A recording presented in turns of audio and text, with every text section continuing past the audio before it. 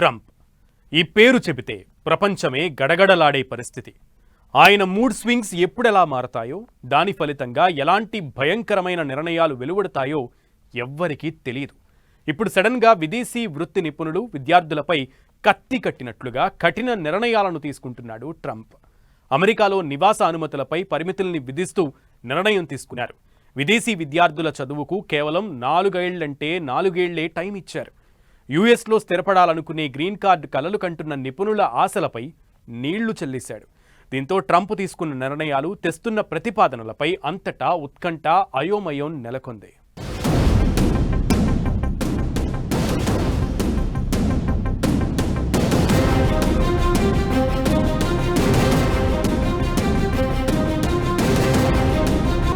అమెరికాలో నివాస అనుమతులపై పరిమితులు, విద్యార్థులకు, వృత్తి నిపుణులకు ట్రంప్ బిగ్ షాక్.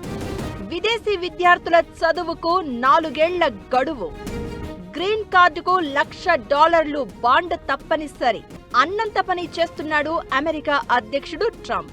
అటు యుద్ధం అని ఓసారి, ఇటు మైగ్రెంట్స్ బ్యాన్ అని మరోసారి, ఇంకోసారి టారిఫ్స్ అని, ఇలా మూడ్ స్వింగ్స్ లో తనను మించిన వాడు లేడు అనేలా ప్రవర్తిస్తూ ఉంటాడు ట్రంప్. ఇప్పుడు మరో కొత్త నిర్ణయంతో అమెరికాకు వెళ్లే విదేశీయులు, విద్యార్థులకు ట్రంప్ పెద్ద షాకే ఇచ్చాడు. లేటెస్ట్ గా విదేశీ విద్యార్థుల చదువుకు కేవలం 4 ఏళ్లు మాత్రమే గడువిస్తున్నట్లు స్పష్టం చేశాడు.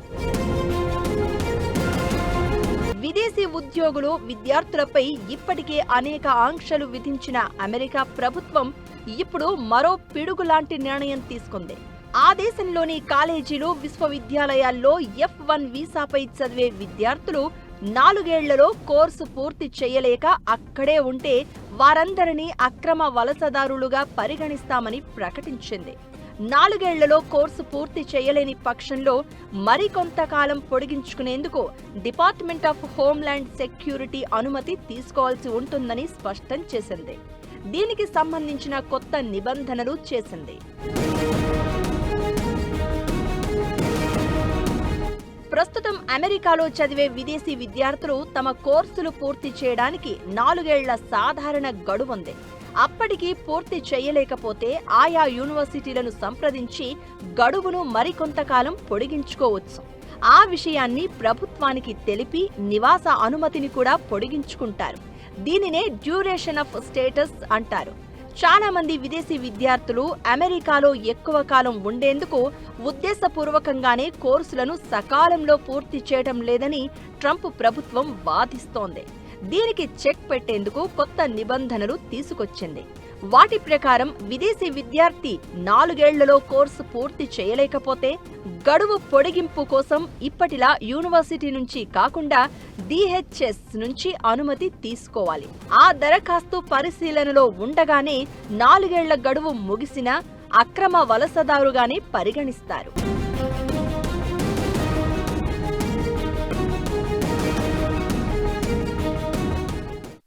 దీనికి పలు కారణాలు ఉన్నాయి. ఒకటి, నిజంగానే ఇమిగ్రేషన్ ఎక్కువైపోతుంది కాబట్టి ఆపాలి అని ఒక ఖచ్చితమైన నిర్ణయానికి రావటం జరగటం. 2, చాలా మంది అమెరికన్స్ కి రావాల్సిన ఉద్యోగాలు బయట వాళ్ళు తక్కువ ధరలకు చేస్తున్నారు కాబట్టి వాళ్ళని తీసుకొచ్చి చేస్తున్నారన్న అక్కడ డెమోగ్రఫిక్ సిచ్యువేషన్, అంటే పాపులేషన్ ప్యాటర్న్స్ ని మారుస్తున్నారన్న భయం కూడా మనం చూస్తున్నాం అమెరికాలో. డొనాల్డ్ ట్రంప్ చేస్తున్నది భారత సంతతికి చెందిన వాళ్ళకి, ముఖ్యంగా భారతీయులు ఎవరైతే ఇక్కడి నుంచి అక్కడికి వెళ్ళి చదువుకోవాలనుకుంటున్నారో, H1Bల మీద పనిచేయాలనుకుంటున్నారో వాళ్ళకి ఇబ్బందిగా మారే విధంగా ఉంది. ఆల్రెడీ కొద్దిగా ఇబ్బందులు ఎదురవుతున్నట్టు కనబడుతోంది.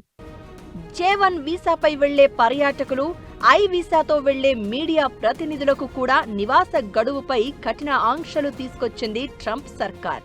అయితే ఈ నిబంధనలు వెంటనే అమల్లోకి రావు.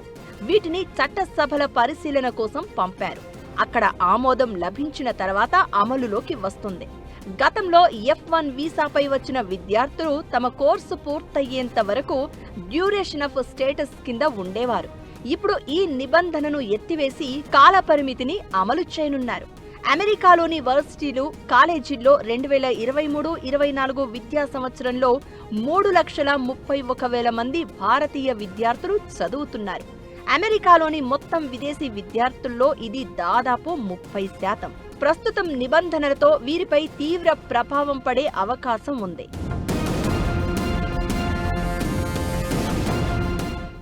ఇండియన్ మైగ్రెంట్స్ పై మొదటి నుంచి ట్రంప్ సీతకన్నేశాడు. ఇప్పటికే చేయాల్సిందంతా చేశాడు. ఇప్పుడు గ్రీన్ కార్డ్ అప్లై చేసుకునే వారికి కూడా మరో భారీ షాక్ ఇస్తూ కొత్తగా నిబంధనల్ని తీసుకొచ్చాడు. అమెరికా వెలుపల నుంచి గ్రీన్ కార్డు కోసం దరఖాస్తు చేసుకునే వారు అప్లికేషన్కు $1,00,000 రిఫండబుల్ బాండ్ సమర్పించాలన్న ప్రతిపాదనను కూడా ట్రంప్ యంత్రాంగం పరిశీలిస్తోంది.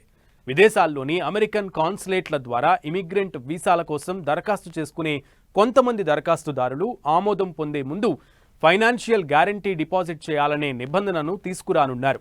మైగ్రెంట్ వీసాలు పొందిన వారు పర్మనెంట్ యుఎస్ సిటిజన్షిప్ పొందాలంటే గ్రీన్ కార్డ్ అనుమతిస్తుంది. దీనికోసం $1,00,000 బాండ్ సమర్పించాలి. అంటే ఇది ఇండియన్ కరెన్సీలో దాదాపు ₹1,00,00,000 అన్నమాట. దీంతో చాలామంది గ్లోబల్ టాలెంట్ అమెరికాకు దూరమయ్యే పరిస్థితులు కనబడుతున్నాయంటున్నారు. గ్రీన్ కార్డుకు $1,00,000 బాండ్. అమెరికా గ్లోబల్ టాలెంట్ ను దూరం చేసుకుంటోందా?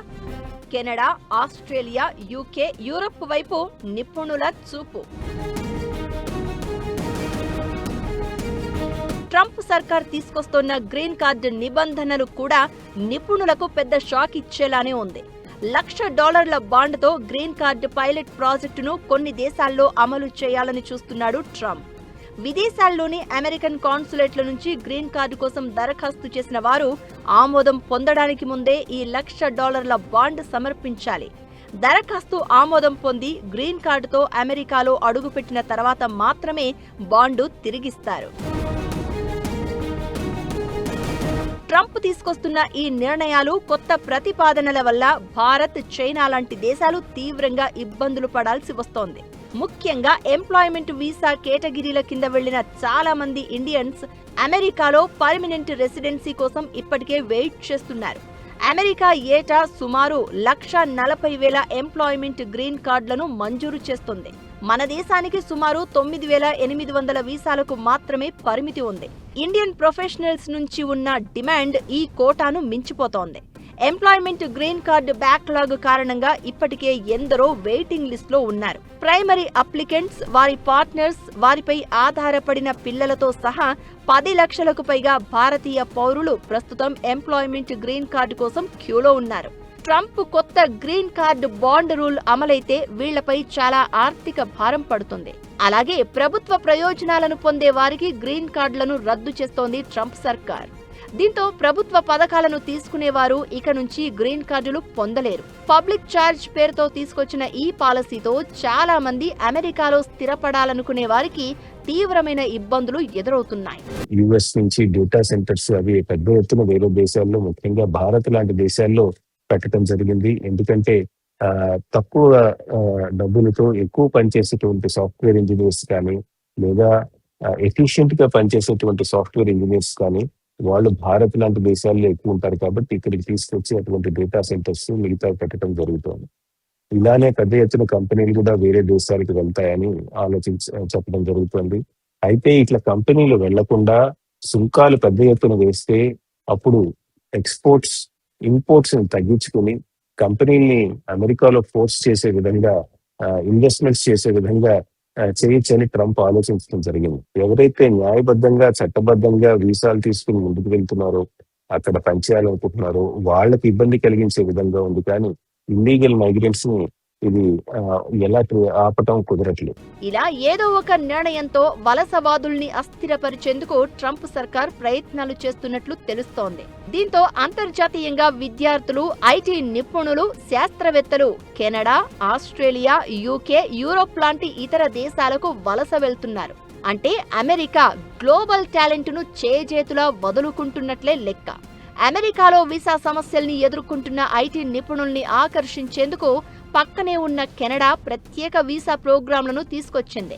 చదువు, అనుభవం ఆధారంగా 1 నుంచి 3 ఏళ్లలోనే శాశ్వత నివాస హోదా కల్పిస్తోంది.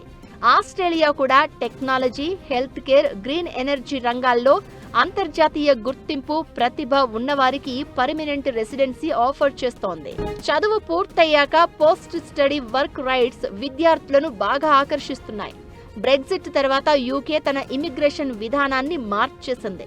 సైన్స్, టెక్నాలజీ, ఆర్ట్స్ రంగాల్లోని నిపుణుల కోసం గ్లోబల్ టాలెంట్ వీసా ప్రవేశపెట్టింది. జర్మనీ, నెదర్లాండ్స్, ఐర్లాండ్ వంటి యూరోపియన్ దేశాలు నిపుణుల కొరతను తీర్చడానికి బ్లూ కార్డ్ నిబంధనల్ని సరళతరం చేశాయి. ఇలా అమెరికాలోని కఠినమైన వలస విధానాలు, వీసా సందిగ్ధత వల్ల గ్లోబల్ టాలెంట్ అమెరికాపై మోజు తగ్గించుకుంటోంది. తమ భవిష్యత్తుకు భద్రత, వేగంగా పౌరసత్వం ఇచ్చే కెనడా, ఆస్ట్రేలియా, యూరప్ దేశాల వైపు విద్యార్థులు, నిపుణులు అడుగులు వేస్తున్నారు.